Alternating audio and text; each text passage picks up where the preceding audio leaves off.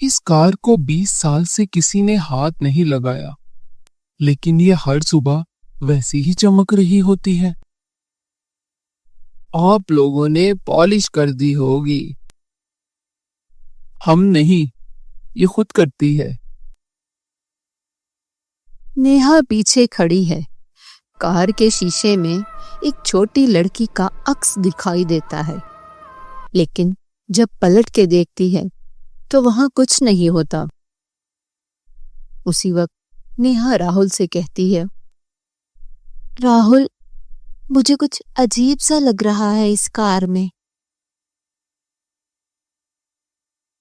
हम शिमला की सड़कों के लिए क्लासिक कार ले रहे हैं, डरने की नहीं। सिर्फ एक शर्त है, रात के 12 बजने से पहले कार बंद कर देना और कभी भी कोई उसमें अकेला ना बैठना। धुंध भरी सड़क, लंबी लंबी दरख्त। अचानक रेडियो ऑन होता है। एक पुराना गाना बजता है। नेहा चौंक कर कहती है, ये रेडियो, ये किसने चलाया? पुरानी कार है भाई, वायरिंग क्रॉस हो रही होगी। अचानक साइड मिरर में एक लड़की दौड़ती हुई दिखाई देती है, लेकिन पीछे मुड़ने पर कोई नहीं होता। नेहा थकी हुई थी, पिछली सीट पर लेट जाती है। राहुल ड्राइव कर रहा होता है। मैं 10 मिनट सो रही हूँ, ओके?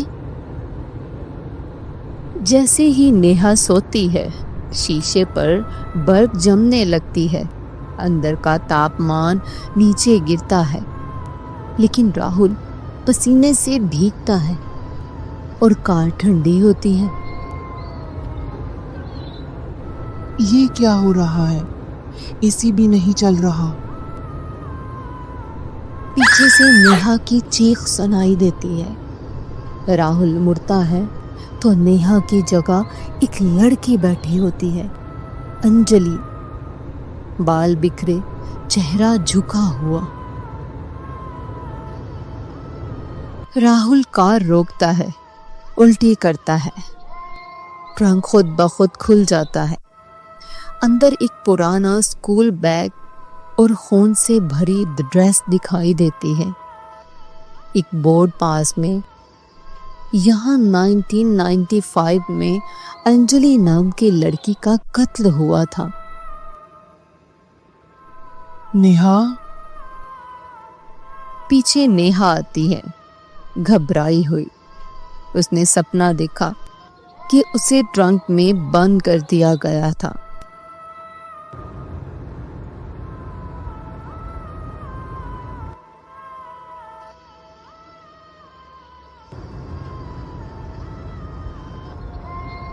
राहुल और नेहा डरते हुए घर पहुंचते हैं। वो कार, वो जिंदा है, उसमें कोई है। अब तुम पीछे नहीं हट सकते। आपको सब पता है? मेरी बेटी थी अंजलि। उस रात जो उसके साथ हुआ, पुलिस ने कहा कि कार खाई में गिर गई, लेकिन मैं जानता हूं ड्राइवर ने उसे मार दिया और सबूत छुपा दिए। अब वो कार उसी की कब्र है। डीएसपी शर्मा पुरानी फाइल खोलता है। Case closed. Anjali Vikrant, age 13, found dead in trunk. हमने उस कार को कभी रिकवर नहीं किया था, लेकिन अब नेहा अकेली कार में बैठी है। राहुल बाहर खड़ा है। कार खुद ब खुद लॉक हो जाती है। क्यों? मुझे सब भूल गए। तू अब भी फंसी हुई है, तुझे इंसाफ मिलेगा। मैं वादा करती हूँ। कार की लाइट्स ऑन होती हैं, ट्रंक खुलता है, एक डायरी निकलती है। ड्राइवर का नाम मोहन लाल। डीएसपी शर्मा और पुलिस ड्राइवर को ढूंढ लेता है। वो अब भी जिंदा है। उसको गिरफ्तार किया जाता है। टीवी पर न्यूज़ चलती है, 1995 केस फिर से खुला। उस रात कार खुद से जल उठती है, बिना पेट्रोल के, और राख बन जाती है। अब वो मुक्त है। नेहा को आखिरी बार अंजलि शीशे में मुस्कुराती हुई दिखाई देती है। राहुल और नेहा अब एक नई जगह शिफ्ट हो चुके हैं। अब कोई कार नहीं खरीदेंगे, बस साइकिल चलाएंगे। तभी उनकी नई कार का रेडियो खुद से ऑन होता है। वही पुराना गाना चालू होता है।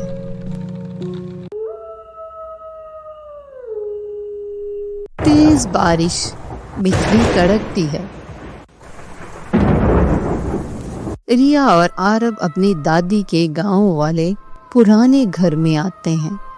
घर में अजीब सी खामोशी छाई हुई है। कितनी खामोशी है इस घर में, जैसे वक्त रुक गया हो। हमें होटल में रुकना चाहिए था। दीवार पर लगी हुई घड़ी जो 3 बजे पर रुकी हुई थी, अचानक घड़ी की सुई अपने आप हिलती है। रिया को किताबों में एक पुराना नोट मिलता है। ये घड़ी वक्त नहीं, आत्मा की कैद को दिखाती है। 3:15 मत आने देना। अगली रात 3:15 पर घड़ी तेजी से खुद बजने लगती है। तुमने घड़ी को छेड़ा है? नहीं दादी, ये खुद चलने लगी है। इतने में लाइट बंद हो जाती है। दीवार पर एक बड़ी सी परछाई दिखाई देती है।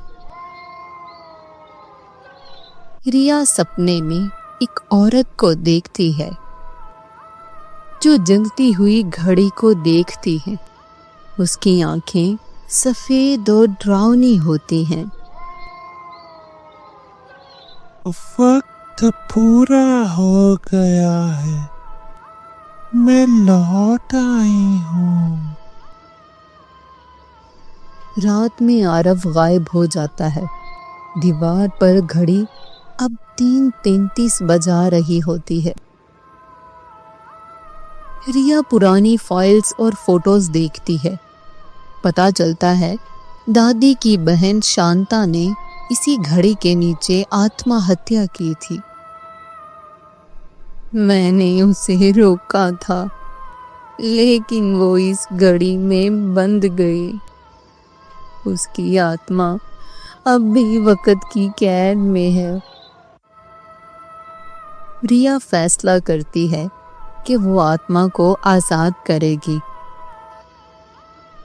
रिया पूजा की थाली लेकर घड़ी के सामने खड़ी होती है। घड़ी 3:14 पर है। चारों तरफ चीजें उड़ने लगती हैं। कोई वक्त नहीं रोक सकता, तुम भी नहीं।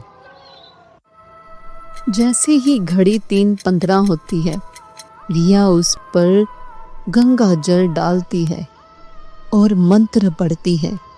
एक जोर का चीख गूंजता है। घड़ी फट जाती है। आरव अचानक बेहोश हालत में मिलता है। आत्मा गायब हो जाती है। सुबह का वक्त है। सूरज निकलता है। रिया घड़ी का टूटा हिस्सा उठाती है। उस पर लिखा होता है, वक्त गया पर फिर लौटेगा।